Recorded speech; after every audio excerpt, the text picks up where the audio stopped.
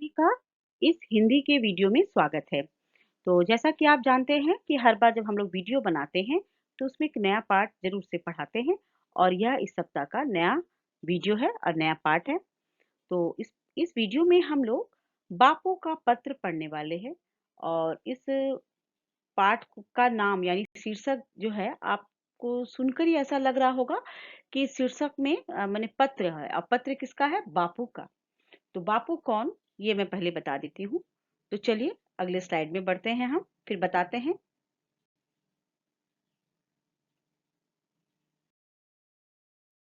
तो आप जैसा कि देख सक रहे हैं कि बापू का पत्र, यहाँ पर बापू बापू कहने से और भी बहुत जन लोग हैं जिनके नाम बापू से आते हैं, तो आप उस पर कंफ्यूज नहीं होगा। यहाँ पर बापू कौन है?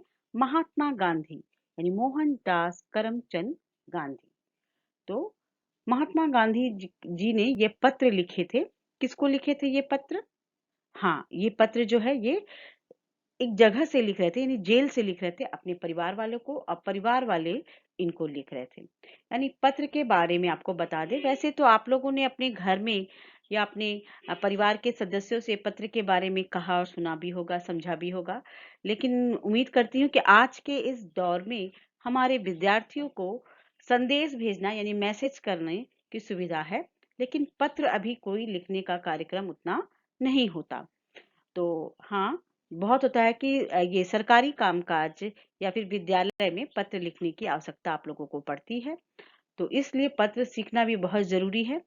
और यहाँ पर मैं पत्र के बारे में बता दूं कि पत्र जो होता है कि पत्र जो है या पत्र घर के सदस्य जो पारिवारिक पत्र होता है, जिसको हम लोग कहते हैं अनौपचारिक पत्र, यानी अपने परिवार के सदस्य अपने दूर गए हुए परिवार के सदस्य को लिखते हैं, या फिर दूर कोई परदेसी गया है जो अपने मन की बात, अपने घर का हाल चाल इस पत्र के माध्यम से लेता है, पूछता है।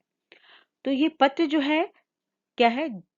दो लोगों को जोड़ने का काम करती है, उनके मन के भाव का आदान प्रदान करती है। आज के समय में पत्र जो है उतना चलित नहीं है, चलन में नहीं है, लेकिन पहले का यह समय था जबकि दूर दराज लोग चले जाते थे, और वैसे समय में ना तो टेलीफोन हुआ करता था और ना ही ये इंटरनेट मैसेज, हाँ, ना ही व्हाट्सएप होते थे। तो क्या था? ये पत्र था जो क्या है, संदेशों को अपने अंदर छुपाए संजोए लेकर चला जाता था दूर बैठे परिवार के उस पुत्र के पास, उस पिता के पास। और वह माँ के आंसू, बेटी की बेटी की इच्छाएं, बेटी की कामनाएं, हाँ, बेटे की पढ़ाई, घर का हालचाल सब उन पत्रों से पता चल जाता था। नम आंखों से पत्र लिखे जाते थे, नम आंखों से पत्र पढ़े जाते थे। पत्र पत्र क्या है वही समझ सकता है जिसने पत्र का महीनों इंतजार किया हो। तो आप भी समझ पाएंगे पत्र के महत्व को। आज आप लोग यहाँ पर इस पाठ में महात्मा गांधी जो है वो, यह पत्र है जो है वो अपने बेटे को लिख रहे हैं जेल से। कहाँ से ले? जेल से। किस जेल से?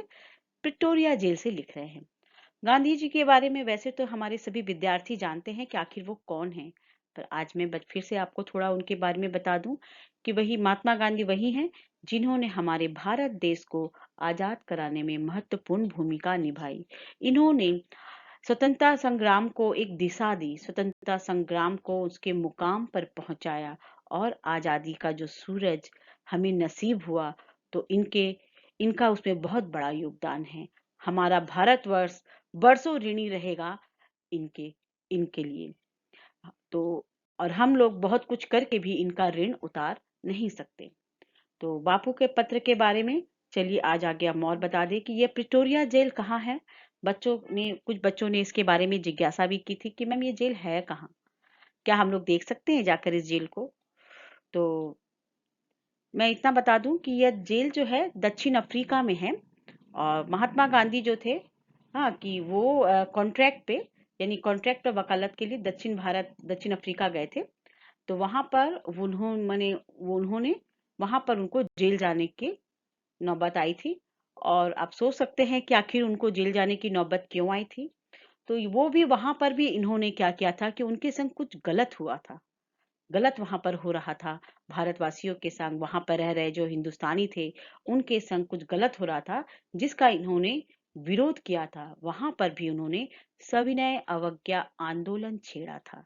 सविनय यानी विनम्रता के साथ सरकार जो गलत कर रही है, जो अत्याचार हो रहे हैं भारतवासियों पर, उसका विरोध किया था। उसकी अवज्ञा करना यानी उसको नहीं माना था कि नहीं, आप हमारे ऊपर जो कर लगा रहे हैं, हमारे ऊपर जो भी नियम थोप रहे हैं वो गलत है, हम नहीं मानेंगे।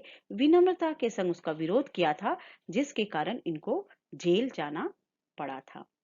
तो अब बता दें कि उस समय की एक घटना भी है कि महात्मा गांधी जो कॉन्ट्रैक्ट पर गए थे, 1 साल के कॉन्ट्रैक्ट पर वकालत करने वहां पर गए थे।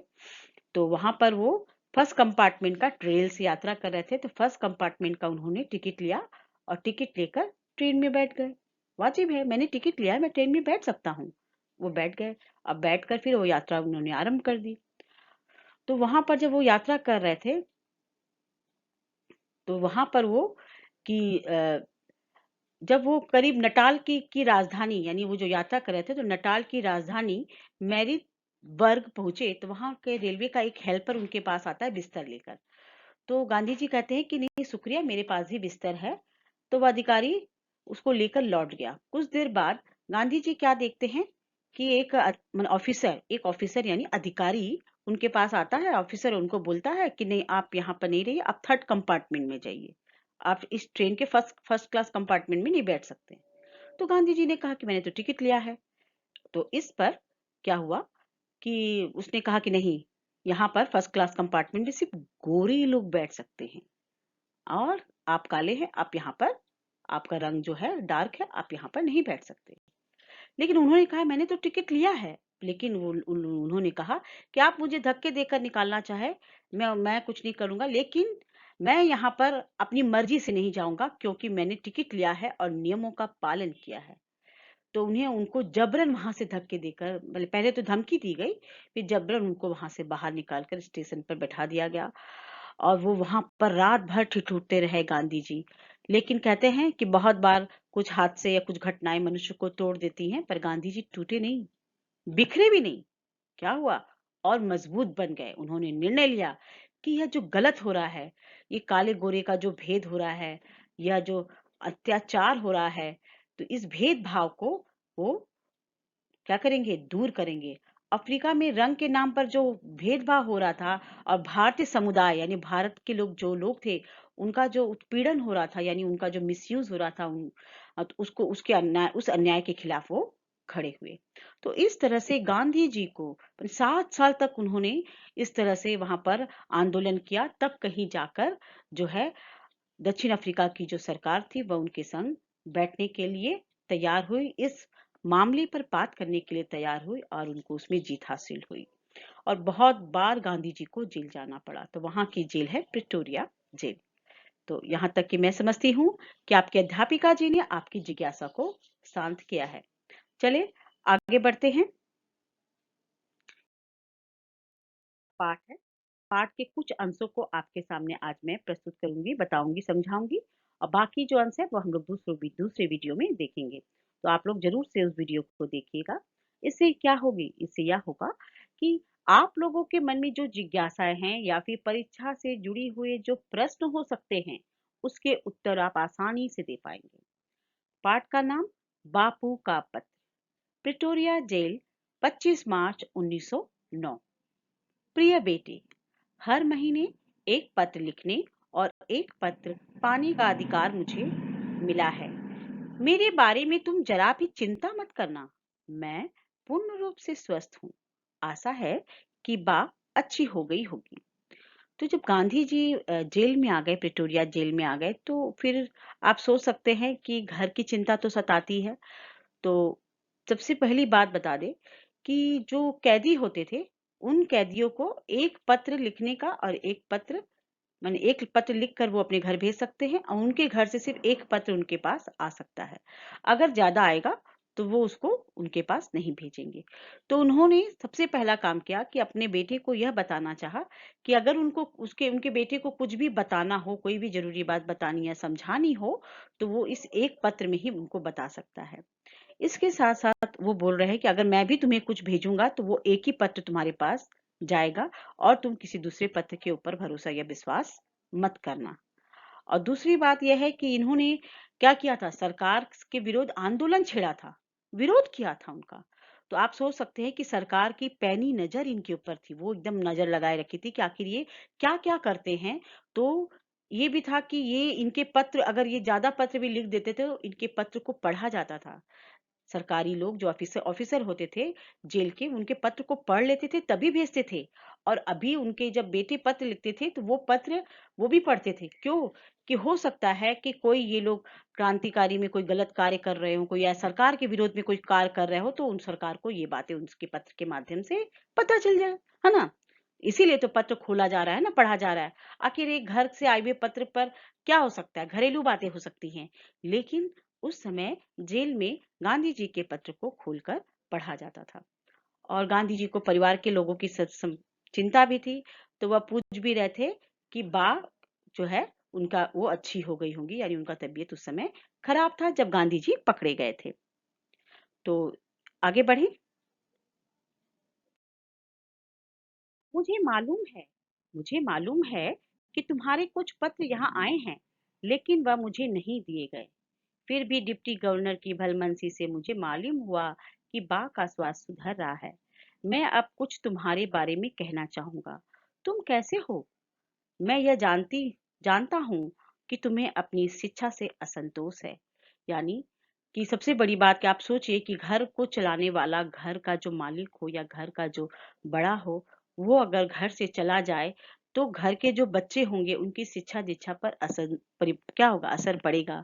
या फिर अगर जो घर के बालक है या युवा है जो पढ़ लिख रहे हैं, तो उनकी पढ़ाई लिखाई तो खराब हो जी, पूरी बर्बाद हो जाएगी। तो इसीलिए गांधी जी अपने बेटे को सांत्वना देने के लिए, उसको समझाने के लिए कि यदि तुम्हारी शिक्षा दीक्षा में खलल पड़ रहा है तो तुम क्या है कि तुम असंतोष यानी परेशान मत हो। तो आप यहाँ पर देख रहे हैं कि इन्होंने यहाँ पर डिप्टी कलेक्टर के बारे में बताया कि जब डिप्टी गवर्नर जो है बहुत अच्छे हैं, जिसके कारण गवर्नर ने उन्हें बताया कि उनकी बा का स्वास्थ्य जो है अब ठीक हो रहा है। चले आगे बढ़े। अब यहाँ पर मैंने आपके लिए सामने मैंने दो मूल्यपरक व वैचारिक प्रश्न को रखा है। वैचारिक प्रश्नों को रखा है। पहला है, जेल में गांधी जी को केवल एक पत्र पाने और एक पत्र लिखने का अधिकार क्यों था? सिर्फ एक ही क्यों? तो आप इसके बारे में आप समझ गए होंगे कि एक तो सरकारी नियम हो सकता है कि इसकी जो कैदी है वो एक पत्र लिख सकते हैं और एक पत्र पा सकते हैं। तो क्या सर गांधी जी तो कैदी थे, तो कैदी तो एक ही पत्र पाएगा नियम के अनुसार। और इसके साथ साथ वो सरकार के विरुद्ध में क्या कर रहे थे, सरकार के नियम के विरुद्ध में और देश में चलने वाला जो ये कानून था उसके विरोध में वो उन्होंने आंदोलन किया था। तो उनके पत्र, उन पर तो बंदिशें सरकार लगाएगी ना। बहुत सारी बंदिशें ऐसी होती थी कि जो माने भारतीय थे, जिन जो लोग सरकारी नियम को, दक्षिण अफ्रीका के सरकारी नियम को नहीं मानते थे, तो उनके ऊपर बहुत कड़ा कड़ा नियम लगाया जाता था, बहुत कड़ा कड़ा नियम लगाया जाता था उनके खाने पीने को लेकर। हाँ। अच्छा, इसके बाद प्रश्न 2 है कि पाठ के आधार पर आप विचार कर बताएं कि स्वतंत्रता सेनानियों को किन किन मुश्किलों का सामना करना पड़ता था। आप सोच सकते हैं कि हमारा गांधी जी हमारे भारतवर्ष की भूमि को आजाद कराने वाले स्वतंत्रता सेनानियों में से एक हैं। और इन्हों सोच सकते हैं कि इन लोगों को कितनी मुसीबतों का सामना करना पड़ा होगा। घर की चार दीवारी के अंदर भी अगर ये लोग रहते थे तो इनको वहां पर कैसी मुश्किलें, काम काज को लेकर कैसी मुश्किलें, अपने घर को चलाने के लिए इनकी मुश्किलें, बहुत सी ऐसी मुश्किलें इनको सामना करना पड़ा है। फिर अगर ये लोग जेल में जाते थे तो इन लोग को सामान्य कैदियों के साथ के साथ जैसा व्यवहार किया जाता था वैसा व्यवहार इनके संग नहीं किया जाता था। इनके संग बहुत कड़े कानून और नियम लगाए जाते थे इनके ऊपर, बहुत कड़ा दंड कारावास में यानी जेल में दिया जाता था। तो आप लोग इसके बारे में सोच के रखें। चले आगे बढ़े। पाठ के मुख्य बिंदुओं पर चर्चा करती हूँ। क्या कि हम लोगों ने पढ़ा अब तक कि पत्र के माध्यम से लोग अपने संदेश और भावनाओं को प्रकट करते थे, यानी संदेश भेजते थे और भावनाएं जो भी फीलिंग्स होती थी चाहे परिवार के सदस्यों का, वो आपस में प्रकट करते थे पत्र के माध्यम से। हर महीने गांधी जी को एक पत्र लिखने और एक पत्र पाने का अधिकार मिला था। आपको बताया भी मैंने कहानी को पढ़ के। और तीसरी बात कि कैदियों को अंग्रेजों के शासनकाल में पत्र लिखने और भेजने की सुविधा पूर्ण रूप से प्राप्त नहीं थी। यानी वो एक पत्र वो देंगे कि नहीं देंगे वो भी सरकारी मर्जी के ऊपर है। तो आप जानते हैं कि जब कभी माने कोई माने स्वतंत्रता सेनानी जो होते थे तो उनके ऊपर बहुत कड़े नियम लगाए गए जाते थे। तो आप सोच सकते थे कि उनको क्या-क्या मुसीबतें झेलनी पड़ती थी। अब यहाँ पर पाठ के कठिन शब्द अधिकार यानी हक, पूर्ण रूप से माने पूरी तरह से, स्वास्थ्य यानी सेहत, भलमनसी माने सज्जनता, असंतोष यानी संतोष का अभाव। मुख्य बातें तब आप जो है कहानी के वीडियो को आवश्यकता अनुसार देखें। यानी यह जो प्रेरक प्रेरक प्रसंग है यानी कहानी नहीं है, यह एक क्या है प्रेरक प्रसंग है। और इसको आपको जैसी आवश्यकता हो वैसी आप इस वीडियो को एक बार दो बार देख सकते हैं, अधिक देख सकते हैं। कठिन शब्दों के अर्थ को याद करें। पाठ के जो कठिन शब्दों के अर्थ है उसको आप जाने दो बार तीन बार ध्यान से पढ़ें तो आपको याद हो जाएगा। और पाठ का वाचन, ये बहुत बड़ी बात है, पाठ का वाचन ऊंची आवाज में करें। जैसा मैं हर बार कहती आई हूँ, तो पाठ जब आप पढ़ें तो जोर जोर से पढ़ें, तो यह जो है आपके लिए बहुत फायदेमंद होगा। कठिन शब्दों के अर्थ को याद करें। और हाँ, ये तो मैंने हाँ कठिन शब्दों के अर्थ तो याद करेंगे, पाठ का वाचन ऊंची आवाज में करें। और इसके साथ प्रश्नों के उत्तर, यानी जो प्रश्नों के उत्तर हैं, आप एक बार प्रश्न पढ़ें, उत्तर को सोचें। अगर आपको जो पॉइंट्स है उस पॉइंट्स को यानी तथ्यों को आप लिख लें। फिर उसके बाद फिर प्रश्न पढ़ें तो देखिएगा आपको नए नए तथ्य विचार आपको आएंगे। फिर आप आसानी से उत्तर लिख पाएंगे। और पाठ के कठिन शब्दों की वर्तनी श्रुति लेख के द्वारा अभ्यास करें। यानी अगर आप वर्तनी को ध्यान में रखेंगे तो आप यदि एक पाठ से 10 शब्द सीख रहे हैं तो आप सोच सकते हैं कि आप जो है अगर 10 या 12 पाठ पढ़ रहे हैं तो कम से कम 120 ये इससे ज्यादा नए शब्द सीख जाएंगे। तो यहीं तक रहा। चलिए आगे बढ़ें। पर विद्यार्थी निम्नलिखित बातों को सीखने में सक्षम हुए। पत्र के महत्व को समझने में, स्वतंत्रता सेनानियों की मुश्किलों से परिचित हुए। गांधी जी गांधी जी जेल से पत्र लिखकर अपने परिवार वालों को का हालचाल लेते थे, ये बात भी पता चली बच्चों को। ठीक है, चलिए आगे बढ़ें। अब हम अगले वीडियो में मिलते हैं, तब तक के लिए अलविदा।